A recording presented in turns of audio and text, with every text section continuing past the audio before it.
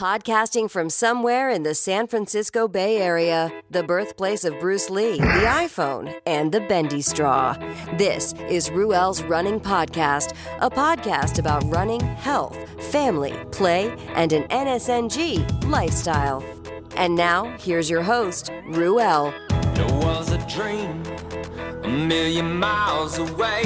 There was fire in Amazon.com. You know, I won't be surprised if more and more stuff that I shop for, buy, and get shipped to my home comes from Amazon. It's just a reality, right? And if this is your reality, go to ruelsrunning.com, click through to the Amazon banner to get to Amazon. Why am I asking you to do so? Well, it is a no-cost-to-you way. If you like listening to Ruel's Running Podcast, it is a way that you can help the show out without spending more than you've already spent while shopping at the good folks at Amazon.com. So help us out. Go to ruelsrunning.com, click through to the Amazon.com site, and shop, connect, and enjoy.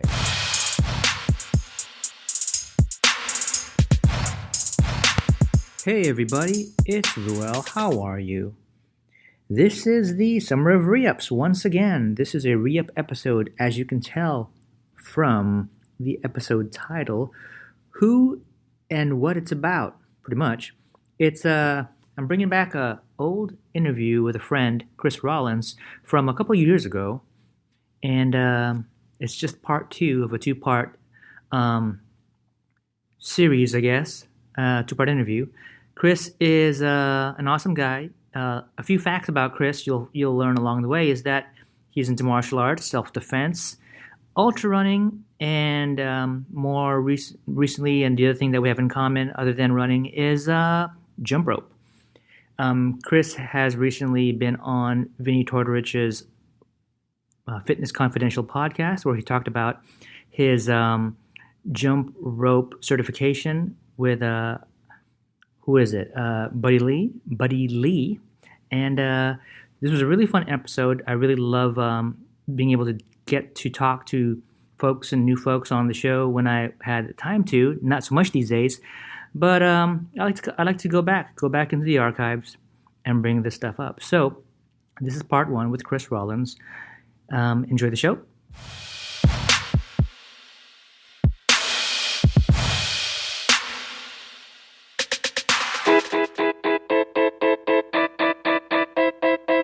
This is Ruel's Running Podcast, episode 57.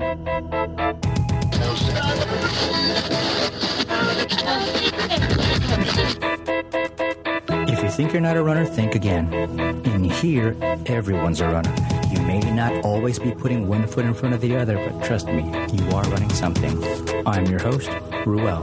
Welcome. There was a dream a million miles away. There was fire in the sky like every single day. All these bits and pieces to construct a song. Get your mind blown. Look into the Yo, are you somebody or do you know somebody looking for a top-notch website hosting service with incredible support? Well, you know what? Here at Ruel's Running, we use and I recommend Bluehost. There is now an easy-to-access Bluehost banner for you at the website. Go to ruelsrunning.com, click through to the Bluehost banner. It's easy, it's hassle-free web hosting. Tell a friend, tell a client, tell yourself. Sign up today. Hey everybody, you know what? If you like audiobooks or want to start accessing a wealth of or treasure trove of knowledge and information, I've made a little bit of an arrangement with audible.com where, if you haven't done so already, you can download your free audiobook today. Audible.com, who has more than 180,000 audiobooks and spoken word audio products, get a free audiobook of your choice at, are you ready? www.audibletrial.com/RuelsRunning. That's audibletrial.com/RuelsRunning. Hey everybody, you know, I got tired of paying high prices for vitamin containing fillers, junk, and only resulted in expensive pee. Now, since then, I've gotten on the best vitamin supplement on the planet. Pure Vitamin Club Daily Multicap contains all 13 essential vitamins plus 11 key minerals. It's the purest vitamin available. As I said, the purest vitamin on the planet. No added ingredients whatsoever. Now, Pure Vitamin Club's Daily Multicaps are shipped right to your door. Now, you can choose the 90-day plan or a 30-day plan where new bottles will be shipped to you automatically. Again, highly affordable and pure. On the 90-day plan, your monthly cost is just about $10 a month, including shipping. Get in on it. Just go to RuelsRunning.com, click through the Pure Vitamin Club banner, and order your supply today. Amazon.com. What's to say about Amazon?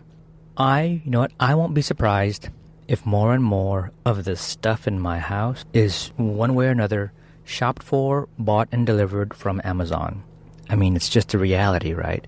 If this is your reality, before you do anything, there's a way you can help Ruel's Running, and that's by first visiting RuelsRunning.com. Click through the Amazon banner to get to Amazon, and I'd like to suggest folks too to also bookmark it for the future as well. Then once at Amazon, shop, connect, and enjoy. Hello everyone. It's your host. It's me, Ruel. Just wanted to say welcome.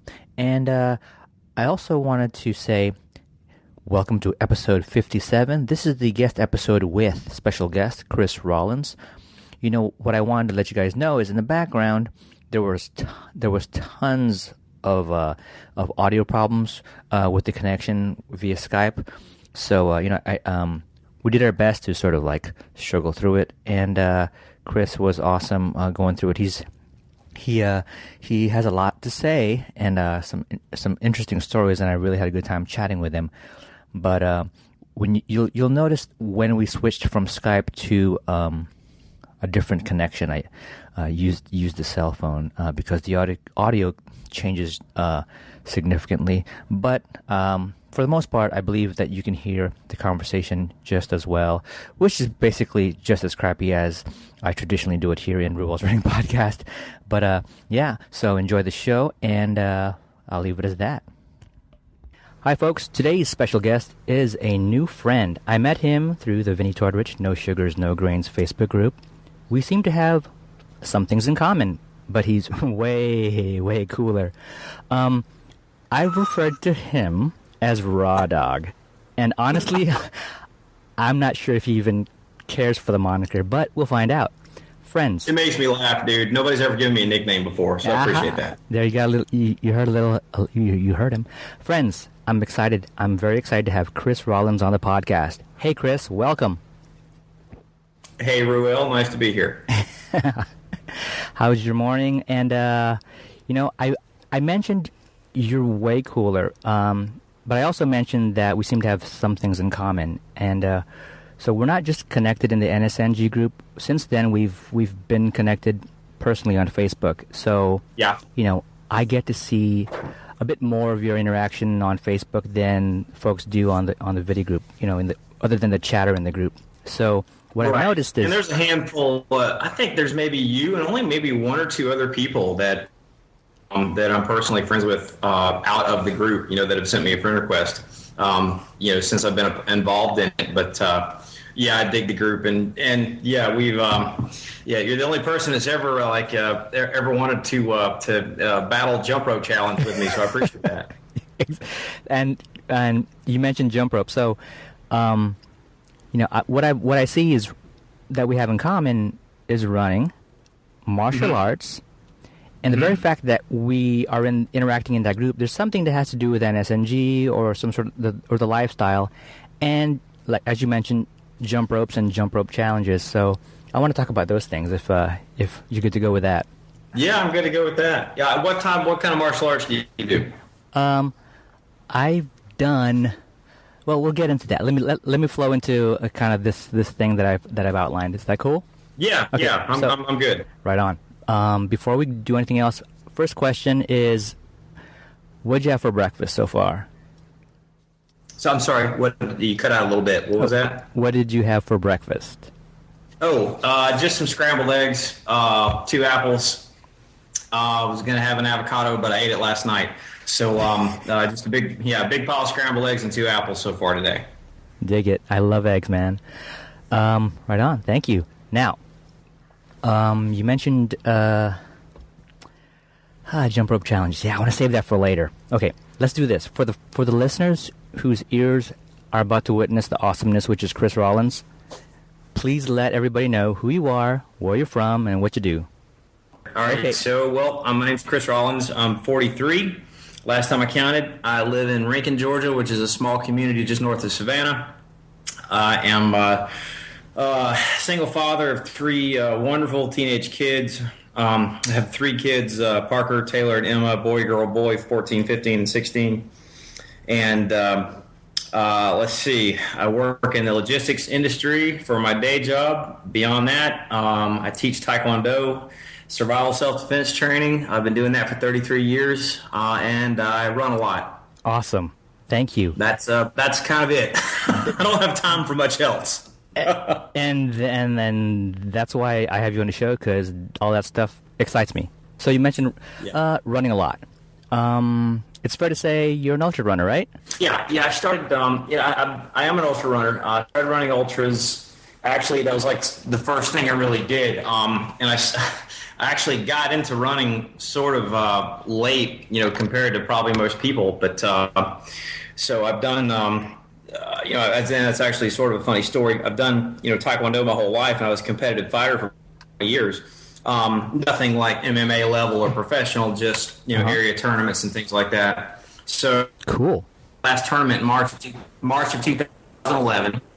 That turned out to be one tournament too many. I was a little bit underprepared. And unbeknownst to me, I wound up facing a guy that was world ranked in like 3 different international fighting organizations, which would have been a handy piece of information to have before the match started, but so nobody really would tell me that piece. At any rate, sustained a good bit of injuries, and even that was 2011, like I said, March of 11, and even in the couple years prior, when I had done well and won, my matches and came home with all the trophies, my recovery time from the beating was just months and months. I mean, the 20-year-old kids that I was fighting, they're up on their feet and bounce back to work the next day, and I'm sitting in my recliner with my ankles swollen up for weeks. So it was kind of getting too painful to keep doing. So at any rate, that tournament was March. It was literally August before my ankles looked normal again. Wow. I'm still, like, to this day, I've got a few issues in my shin muscles, and I've got a nerve issue in my left shoulder. Just stuff that happened in that last match and just matches over the years. At any rate, so, holidays come, and, really didn't start any type of, routine training or anything of the like after the holidays. At that time, my boys were racing motocross. So, being a good dad, I bought a bike so I could ride with them. I'm a lifelong motorcyclist all my life. I've raced when I was a kid. I have a Harley now. Nice. So, about March, I'm out riding at a track with my boys. Suffered an unconventional dismount, lawn darted myself on my right shoulder, broke my collarbone, broke my shoulder blade, busted that sucker completely in half, and cracked 3 ribs all at once. Not nice. And so, So anyway, an orthopedic surgeon. Ooh, man, I never had an orthopedic surgeon cuss at me before that day, but that was quite a thing. Yeah. So anyway, he tells me the good news is all my breaks were clean. It's like they'll heal fast because of where they are. You got so much muscle and blood supply. They'll heal fast. He's like, so you'll be right back out to break yourself up again. So I opted to sell the dirt bike, and so that's like May of 2012. I haven't done any significant amount of exercise since like before my tournament in March, of the prior year, because I've been so banged up for a good year at this point. At that time, I was up to almost 235, and just in horrible condition, which I hold. Right now, I'm just right at 200, which is like my happy place weight. Seem to do real well there. Awesome. My most successful fighting weight ever was, like 185, but that was a long time ago. And 200 seems to be a good place for me because I keep a lot of upper body muscle, which I like. Yeah, 12 and you're Hercules. I'm looking at this picture on your Skype profile. Oh, glad you think so. So, at any rate, so I was just like in a really bad place, and the worst shit not going well. Was about to go through divorce and a few other things, and I stumbled across, literally pure chance for an audio, just like something interesting, something to, something pops up. There's Rich Roll's book, Finding Ultra. Aha. And I saw that, and the title just intrigued me. I was like, I'll check this out. So anyway, I bought that book and listened to it, and it just freaking blew me away. My initial thought was, because I was looking for something else to do because I couldn't fight anymore, all right, if this guy can do this Ultraman thing, surely I can go do, and I can do an Ironman. I can do I can do a triathlon. And so that was like my original intention. And then I priced road bikes and said, well, yeah, that's not going to happen anytime soon, but at least I can grab some running shoes and go running. Yeah. So I started running June 2012, and right after I finished reading Rich's book, somebody told me about Born to Run. They were like, yeah, if you like that, and I was telling some guy, he's a vegan, he does this thing called Ultraman. I'd heard of Iron Man, but never heard of Ultraman. And like, oh, dude, you should read Born to Run. So I got that one. And to be honest, I owe Chris McDougall a punch in the face. That ruined. Yeah, it's cutting out again. Oh, jeez. Hey, Chris? Yeah. It's funny how the audio cuts out, and then when I say, hey, Chris, are you there? And then like, oh, yeah, I'm here. Yeah, I'm here. Okay. So, when I had never heard of anything longer than a marathon. I heard of them, everybody's heard of a marathon. Yeah. But never heard of anything longer. So when I read about, Scott Jurek and ultramarathoning and 50 milers and 100 milers, it flipped that switch, man. I was like, I have to know if I can do this. I have to find out. And I love that switch. So, at any rate, it was a little goofy to listen to be honest, but it's great, great book, and I enjoyed it. So, first race I actually signed up for was a rock and roll marathon in Savannah in November of 13. So, I just kind of ran haphazardly through the end of the rest of 2012, just getting sort of a base. And then beginning of the year, started training seriously for a marathon. And like along the way, I did a few 5Ks in the beginning of the year, just to go enter a race. I've never done that before, which was fun. But, I really had my sights set on a marathon. And along the way, actually stumbled accidentally into an ultra before I ever ran a marathon. Really? Which was actually, Vinny had me on the podcast to talk about that, because I wrote him an email to tell him how much fun it was, about the whole thing.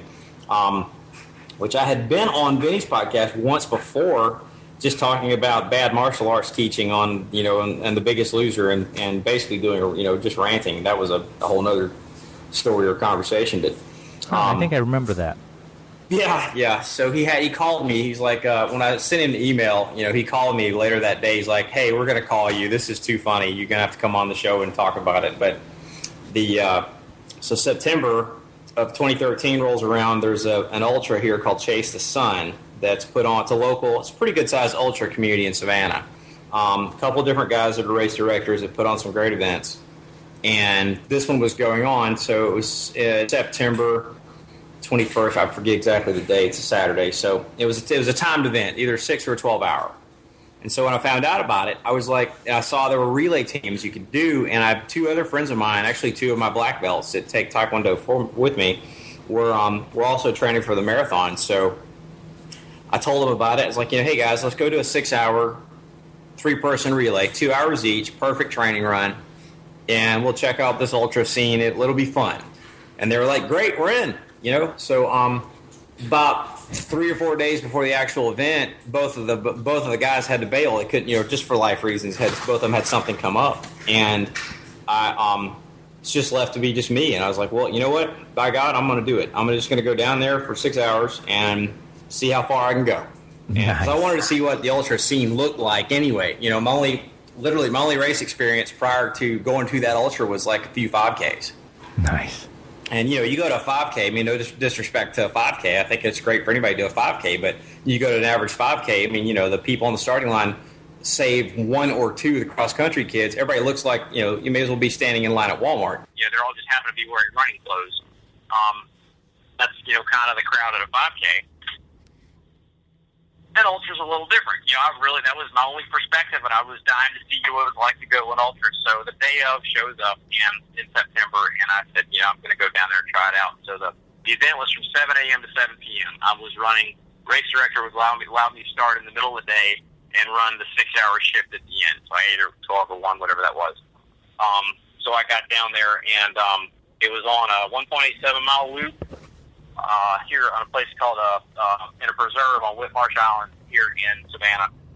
A beautiful place, trail, awesome thing. I just got down there, and the vibe of an ultra I was done the moment I got there. Man, I got there, and just like being amongst that energy and those people, and it was just so cool. It's hard to put it into words. You've done ultras, right? Yeah, I've done my share, but not races, to be honest. They're all just sort of solo missions, but... Oh, dude. Ultra races, man, it's a whole, it's a whole nother thing, and it's different than like a big marathon. You go to, and I'll get to that in a minute, but it's just, there was about 200 people that had signed up for this thing, and, solo runners and relay teams, and the vibe of it was just awesome, because everybody there, nobody there was running to try to kill themselves. Nobody there was running, was trying to qualify for Boston. Nobody there was, it was just all about everybody there just, seeing what they had inside themselves. Yeah. And running into the unknown in their own little path. And that was so freaking cool. And I just loved it. I fell in love. I was like, these are my people. This is where I'm supposed to be. And so I, got all stretched out, and, they handed me my number, and the race director blows the, first 6-hour period's over, air horn, and he waves the rest of us on. I took off running. So prior to that day, my longest single trainer run had been 12 miles, dude.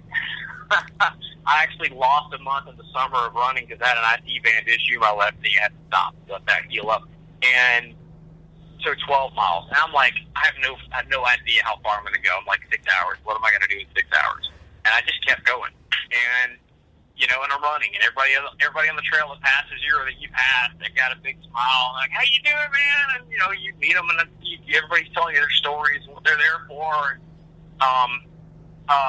Long story short, I think I got to like 5 miles before I even heard the run keeper in my ear say, the time is 5 miles.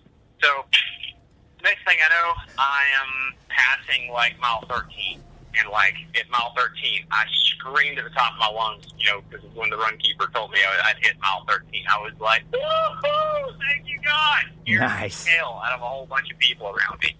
And, when you scream amen or anything like that at the top of your lungs on a quiet trail, when everybody's running an ultra, some people pee themselves. You got to be careful about that. Even the bears. So, even the bears, yeah. So, anyway, I made it 28 and a half miles that day. Actually surpassed the marathon. And when I got to the end, and don't get me wrong, I was hurt. I was sore. My feet were killing me. I shoveled myself into my car and drove home in absolute disbelief. Like, what the hell did I just do? I just, because I'm training for a marathon. And, the marathon, if you never run one, it's like this mythical distance. And you're like, you hear all these stories of you hit the wall at 20 miles. And you have to drag yourself. And that last point, too, you think you're going to die, and you're making deals with God, and you're in training, and all this stuff. And so I had all this really crazy stuff in my head about what was going to happen at this mileage, and I just ran past it in freaking September. The race is not even until October. And I was so blown away. I got home, and I walked in, and my kids were like, how far did you go, Daddy? And they were like, how far did you go? Did you make it to 20 miles? I walked in, I was like, yeah, a little farther. I'm gonna go sit in an ice bath for a little while now. And I sat in an ice bath, like staring at my feet in disbelief, going, "Did that just freaking happen?" And I was done at that moment. I was like, "Okay, when's the next one?" So, I ran the rock and roll. I hit my goal time literally on the minute, and just had a great experience. Okay, I just want to I want to make sure that everybody caught it, because to be quite honest, with all of the technical difficulties, you ran. Correct me if I'm wrong. Did you run an ultra before you did your marathon? Yeah, I did. I accidentally ran an ultra before I did my marathon. And that was that a 50K or a 50 miler? No, I went. It was a 6 hour. I had entered a 6 hour. Okay. Just a timed event, and I actually went 28.05 miles. That was my official result. Okay, I love it. Yeah. and I might have even gone 1.87 miles further than that because I actually think that the lady, it was one of those where it's a loop, so they have volunteers, checking every runner in. You go by and you call your number out, you make sure they get you. And I know on one of those loops, I think I called my number out, and the little girl was like yapping at somebody, and she like waved at me, and I thought she got me, but I don't know that she did because I was thinking I had gone one more lap, and they told me that I went. But I don't care, It was like I surpassed the marathon, on that day, and I was stupefied at what had happened. I couldn't explain it. It was crazy. Fantastic. I'm surprised. Yeah. You talked about hopping in your car and seeing your kids and hopping in that bath. And were you wrecked? Did you feel wrecked after that 6 hours? Well, it felt like somebody beat me. I felt like, I was a train wreck, man. It was horrible. And I did that. It was a trail race on a really good trail, lots of routes. I'm in a freaking pair of, Brooks Pure Cadence or something like that. Not something you would want to run much further than a 10K in if you're a 200-pound dude. I thought my feet were going to freaking revolt. But, I just kept going. And I really can't explain it. And for anybody that's never, gone out and run past, that preconceived limit in your mind of what you think you can do and you kept going, you got to do that because until you do it, you just can't relate. You have to, there's a whole world out there for you that is it's beyond what you think your limitations are, but you got to run through them. Okay. And it's just until you do, man. Oh my God, it's just awesome. Yeah, I love that. So let me see if I got this straight. You were at a point where you weren't able to do the level of martial arts activity that you had done, and you found yourself in a place where you were falling out of shape, but managed to get the inspiration via Rich Roll's book, Finding Ultra, and Yes. Born to Run, and you said you owe Christopher McDougall a punch in the face, but in a good way. Yeah. And yeah, in a good way. Yeah, he ruined me. Yeah, if he'd never written that book, I'd have probably never ever read about ultramarathoning. There you go. And I never would have had that flip switch that the switch flipped inside of me that got turned on that day when I discovered ultramarathoning reading that book. Now you started building yourself up towards a marathon, hopped into a 6-hour event, and went beyond the marathon. Went beyond the marathon. And you're hooked. Is that right? I was hooked. I was hooked, man. Now, at that point, man, the marathon was just another day, and it was just going to be fun, and it was. So. That's awesome. Yeah. Now, how long ago was that? Was that a couple years ago? No, it was November. That ultra was September of 2013. 2013. And then my first official marathon, was November of 2013. It was Rock and Roll Savannah, which is a great race. A really great race. It's the first weekend in November, and if anybody out there is looking for a great first marathon, you will not find a better one than that one because it's a flat course. It runs through all the historic district. Savannah is a beautiful destination town for tourism and for vacation. It's not hot, and it's just a great race to do. I had a blast doing it. Okay, cool. So from that sort of beginnings till now, is there a certain run or race or distance that you found even just as memorable or more that you want to share? Talk they about? All are, man. Because like in 2014, I did. So in 2014, I did. Give me a minute. I did 3 50Ks. I did 4 marathons. I did a 6-hour, 2 50-milers, and then a 100K. And that was between January to July of 2014. Wow. And Yeah, and then all the miles in between for training and what have you. But yeah, I can remember every freaking step of every one of them, dude. Yeah, just I'll be honest with you, a marathon is like my favorite distance because it's fun and it doesn't take all day. It doesn't eat you alive, and when you go to a marathon, because it's such a a marathon is like such a bucket list thing for so many people. Just because it's like the longest distance that most people would ever consider running. It's there's lots of them out there, and there's lots of training plans available, and just most people don't know about ultra running. So that's that's a con. So when you go to a big marathon, you're there with like there's thousands of people that show up for a big marathon. I mean, like Rock and Roll Savannah, 20,000 freaking people at that thing, dude. And there's a handful of really fast guys in the front, and some people trying to qualify for Boston. But by and large, everybody, the other 19,500 people, they're people that are there knocking off a bucket list thing that they've dedicated themselves in their training for. And so the energy of that is just beautiful. I mean, it's like there's like a freaking rainbow over the whole course, even if it's cloudy and not and not sunny, just because of the energy of the people that are there. And everybody's smiling, everybody's focused, and that's a fun place to be. Yeah, it is. I'm a people person anyway. I mean, everybody that I pass, if I pass anybody, I'm not a fast guy. I mean, my best marathon's 4 hours and 21 minutes, so I'm not a fast guy.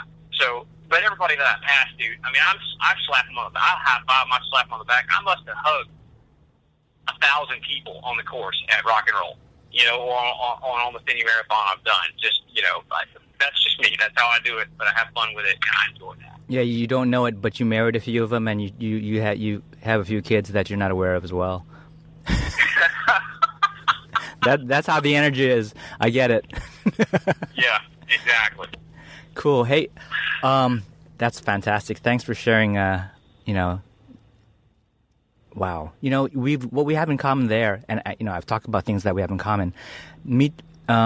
Getting Rich's book as well, getting that in my ear, helped flip a switch to me as well, and it flipped a switch for me.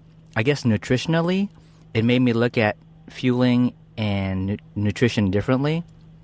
Yes. Because right before I picked up his book, I did my first 50K, and I wasn't doing the NSNG thing. I had done my first 50K, and I wasn't happy with my performance, and I asked myself, what can I do differently? There has to be a different approach, because people are doing these things, doing farther than a 50K, doing it way better, and without as much difficulty and injury. So, I looked to nutrition as a way to get my answers. And for some odd reason, I picked up Rich's book. Actually, it was while listening to the Endurance Planet podcast. Tawny Prazak had mentioned Rich Roll.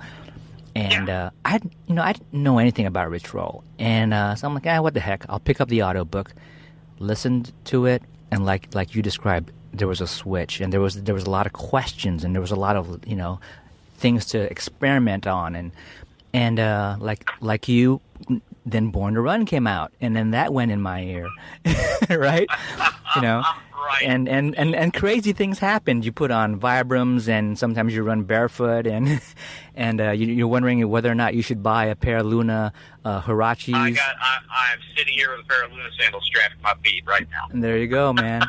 See, and yeah. But I'm glad that those things happened, because they help put me in a place where I need to be, and it's all good. It is, yeah. And I'll tell you this too, because I finding Rich's book at the point that I did, I was never a diet guy. I was always one of those people who was able to eat anything, and because I'd done fight training my whole life, fight training really burns calories. Yeah. Intensely burns calories. Fight training is crazy.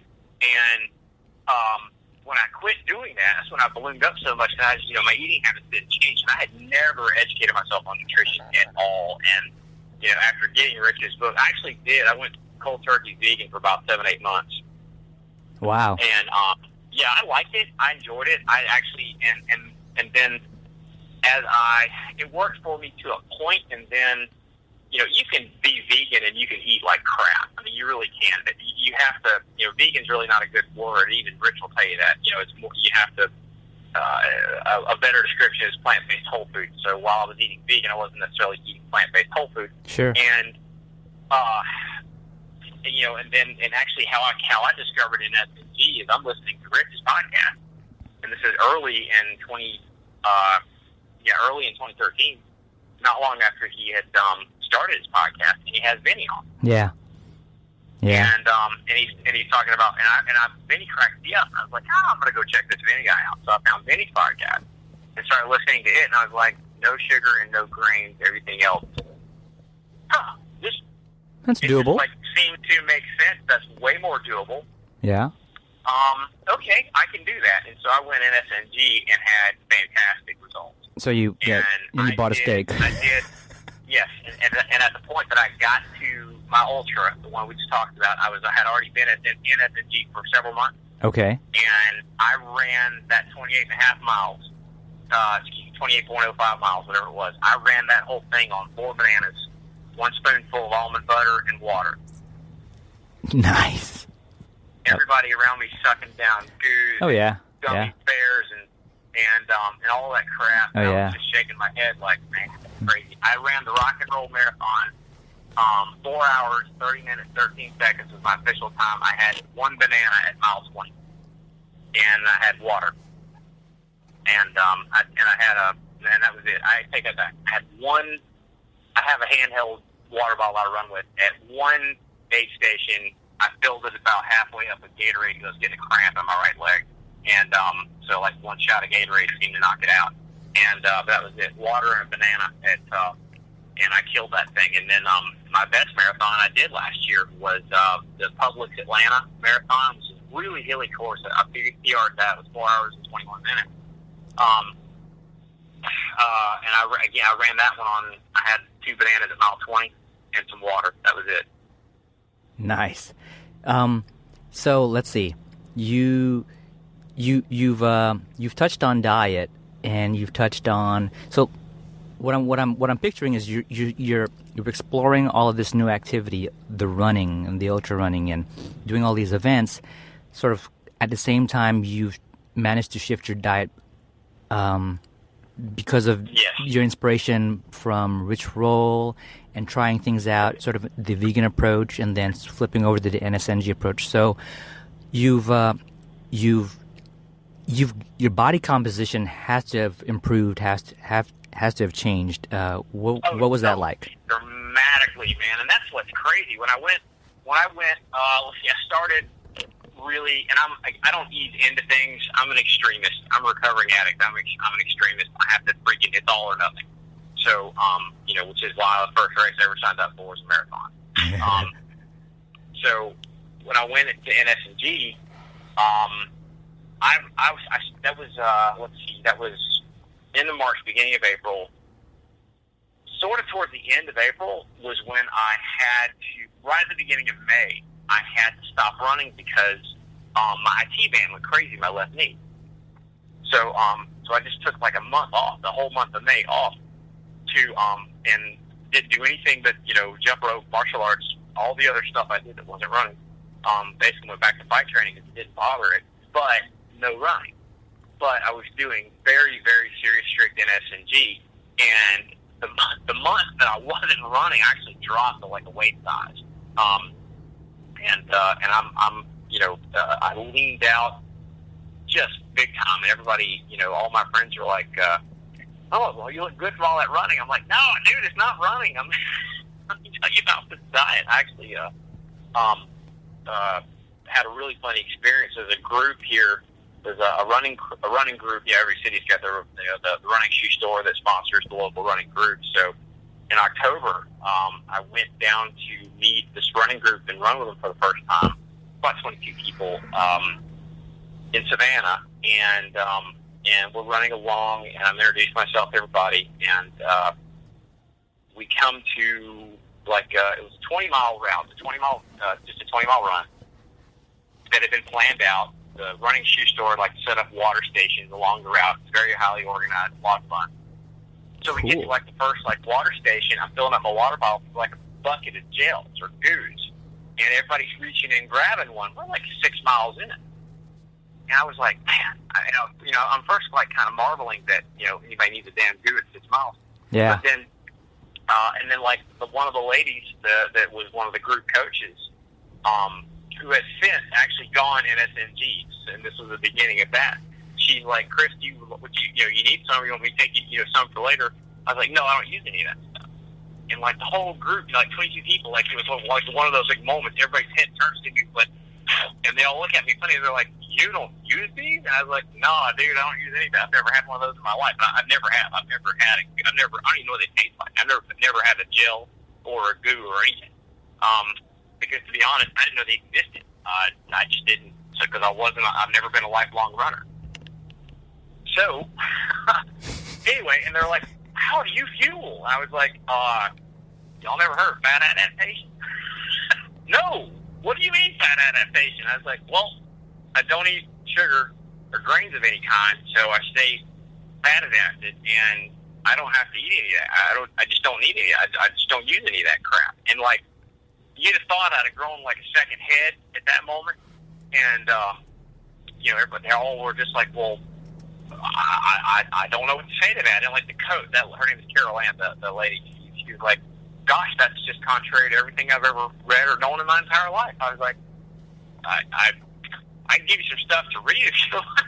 I mean, works for me. So I did, we did that whole 20-mile, training run, and I had water the whole time. And since then, probably half of that group is now NSNG. Fantastic. And yeah, all good friends of mine, and actually several of them are actually in the Facebook group as well. They're awesome people. They've become very, very good friends of mine. It was so funny that first moment. I was like, no, I don't use any of that stuff. And everybody turns around and looked at me like I've got 3 heads. Did any of the guys that originally, or any of the folks that signed up for that first 6-hour event, did any of them flip over as well to NSNG? One of them is, I don't know if he's NSNG, but let's see.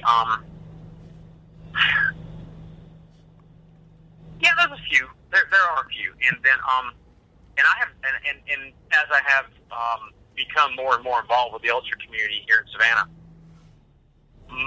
I wouldn't say, but the more successful ultra runners that are here in this area, and we've got some fast people. I mean, I've got there's a handful of really, really fast ultra runners down here.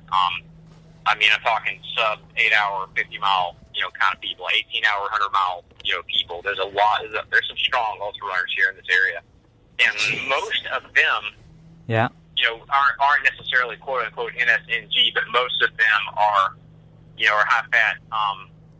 high fat, low carb, more paleo-ish people. They don't do sugar, and they don't do processed carbs. Don't necessarily call it NSNG, but most of them eat more like that than not. Yeah. There's definitely there's a few ways about going with the fuel, and there's that faster study. That you're familiar with the faster study, where there's a in name, yes, I have not studied it or read it, but I've heard of it. Yeah, same here. Where you get a collection of these ultra athletes, and like a set of them, a subset. They're very successful fueling, with carbs, and there's the other set successful fueling, with high fat, and it doesn't take away from their performance. Each person just does well with whatever approach, but yeah, I get it. I want to jump around. I know you talked about we've talked about running, we've talked about the diet, and you've mentioned martial arts a lot of times and how it's been a part of your life.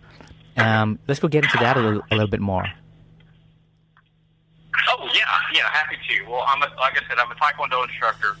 I've been doing traditional Taekwondo for 33 years. I started when I was 10, and that's other than my faith and my kids, that's the single biggest part of my life, more so than running or anything else. And Gosh, what do you like to know? So you started pretty young in Taekwondo. Your kids?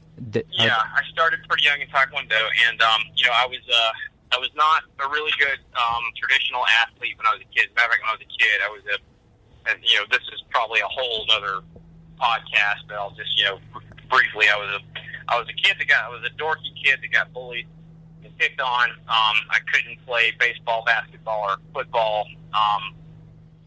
Baseball, I could play. It bored the hell out of me. Football, I really didn't care for. Basketball, I can't run, shoot, or dribble to save my life. I'm the whitest freaking white. I'm a freaking jar of mayonnaise when it comes to basketball, man. I can't do it, So, and I grew up in Monroe County, Georgia.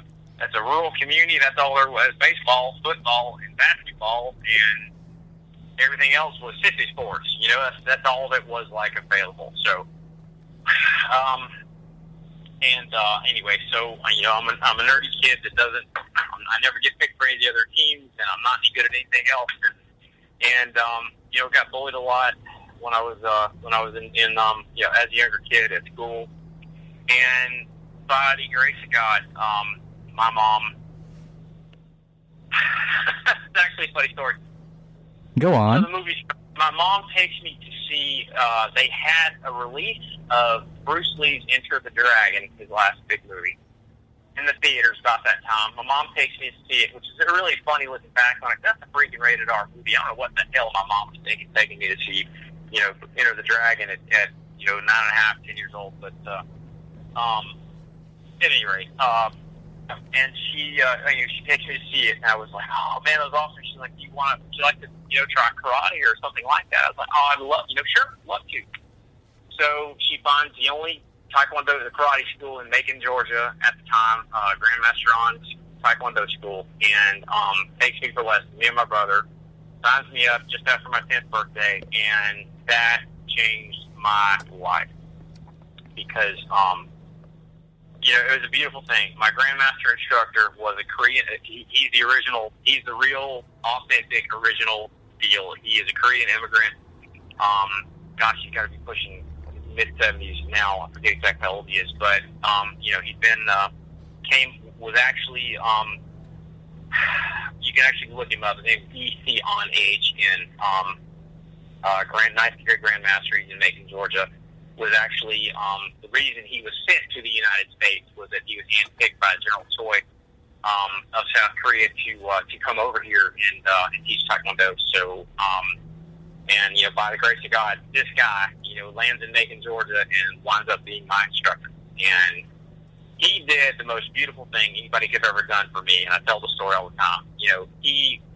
My mom took me and my brother in there, and he looked at me, and he didn't see a nerdy kid. He didn't see a bullied kid. He didn't see a kid that wasn't an athlete. I think he just, I'm jokingly saying he probably just saw another white kid. I'm sure we all looked the same to him. And he slapped the uniform on me, wrote my name on it so he knew what to call me, and threw me in the line and gave me a chance. Treated me like everybody else. And after my first class, I was like, this is it. This is my thing. I can do this. And so I got my first degree black belt, 12-ish, 12 and a half. And started teaching when I was 13, and I've been at it ever since. I never really looked back. It's been my thing my whole life. Yeah, I'm looking at, I believe, the website. It's Grandmaster E.C. On, you said? Yeah, it's our website. The school's website is HAESAN.org. Yeah. Yeah, okay, I'm on it. Yeah, and I've been a member, been involved with them for, like I said, 33 years now. And I'm a 5th degree black belt today. I just got my 5th degree this year. I would be I actually have enough tenure to be a much higher rank, but I did not test for a number of years because once you get past a certain rank, they don't like you to fight anymore. And I wanted to keep fighting, so I just opted not to test so I could keep fighting. So, today I teach, I teach one regular class a week, and it's not my day job, so to speak. I teach at my church, and I do a free class once a week for anybody in the community who wants to show up. I've been doing that for 12 years.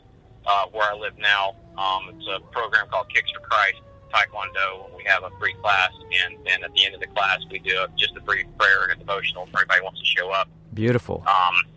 I have lots of families, entire family. I do it for free, so I have whole families that come and participate. And I have about 10 or 15 people that have achieved black belt in that program, under me since I started it. And that's like just one of my. I'll do that for the rest of my life. That's just one of my ways of giving back. I do. A couple of years ago, was approached by one of my students. Her company where she works here in Savannah. It came up that they wanted to offer a company that trains flight crews and cabin attendants that work in private and commercial aviation, and they were wanting to add a survival self-defense class to what they offer, and I guess it kind of came up. Okay, does anybody know anybody that teaches that kind of thing? So my friend comes to me and she's like, "You're not going to believe this. This just came up. So would you want to come and talk to them?" Long story short, I designed the program based on what they were wanting, and offered it. I call it Simple Strike Self-Defense, and I've been doing that for about 4 years now, and actually get paid to do that. It's a nice thing, and through that, I'm actually getting opportunities. I'm going to be expanding that program into another company here in Savannah. I've got I'm being flown to Connecticut in September to do that program for an insurance corporation for all their executives and employees. So I'm working on building that up to be what supports me, because that's my passion in life. And I won't claim that I'm good at a lot of stuff. I was a pretty decent fighter. I'm a decent runner, but I don't mind saying I'm a damn good martial arts instructor, and that's what I'd love to be able to do to provide for my family. Fantastic. When you started this talking about martial arts, and you talked about how your mom took you to an R-rated movie, Enter the Dragon, right? I kid you not, goosebumps, goose pimples, whatever you want to call them, chicken skin. I was like, yeah, I can really, really appreciate that. I think, your story made it onto many other movies. You hear that story where the kid gets bullied, the kid's not into sports, the jocks are kicking him around, but then there's this guy. He's Billy Blanks, who's the janitor at the gym, or he's Mr. Miyagi, Pat Morita, who's whatever he does, I don't know, he's the gardener or something. And he sees Chris Rawlins. He's trying to learn martial arts kicks by looking at a magazine. And then Billy Blanks and Pat Morita hook Chris Rawlins up and teaches him how to kick butt and eventually become an ultra runner. That's right. Ha-ha! Yeah, that concludes part 1 with Chris Rawlins. I hope you guys enjoyed that. Stay tuned for part 2 with our good friend Chris Rawlins. And cool, man. Peace. I'd like to remind everybody that I'm always looking for ways to connect and share with folks. In addition to all the various social media networks and services, the stuff that's like linked on the show notes and available on the website, things like Facebook, YouTube, Twitter, Pinterest, Instagram. I'm working on adding some form of a newsletter. I want to encourage folks to sign up. It's painless, quick, and easy. It's easy to sign up. Just encourage folks to do so before you forget, and that happens. So don't forget. Do it today. Go to ruwellsrunning.com, look for the subscribe banner or a subscribe box, and do the deed. Get on it. Thank you, everybody. Thank you very much. Now, remember to check out ruwellsrunning.com, see what's there. Like us on Facebook at facebook.com/ruwellsrunning. And, if you need to email me, ruwellsrunning@gmail.com. Follow me on Twitter at @RU__EL. And that's a wrap, folks. I'm your host, Ruel. Please be safe. Eat something delicious. Take care of your family. And go run something. Bye.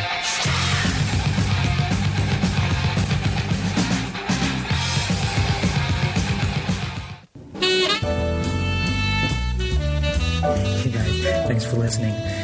And don't forget to check out the website, ruwellsrunning.com. Check it out. Check out the resources page for stuff, cool stuff. Be sure to check out our affiliates and check out our sponsors and affiliates, Amazon.com. Check out Pure Vitamin Club. Check out audibletrial.com/RuelsRunning. Be sure to check us out on Facebook and like us at facebook.com/RuelsRunning. Also, check us out on Twitter at RU__EL. That's it, folks. That's a wrap. Oh, lastly, please check us out. Check us out on iTunes and subscribe and leave us a rating and review. Thank you very much. I'm your host, Ruel. Be safe, love life, eat something delicious, take care of your family, go run. Some safe. Bye. There was a dream a million miles away. There was fire in the sky like... Thanks for listening to Ruel's Running Podcast with Ruel. If you like what you just heard, share it with your friends and your enemies. Also, be sure to check out the site over at ruelsrunning.com. This has been another Coffee with Heavy Cream production. Join us next time for another silly show of Ruel's Running Podcast.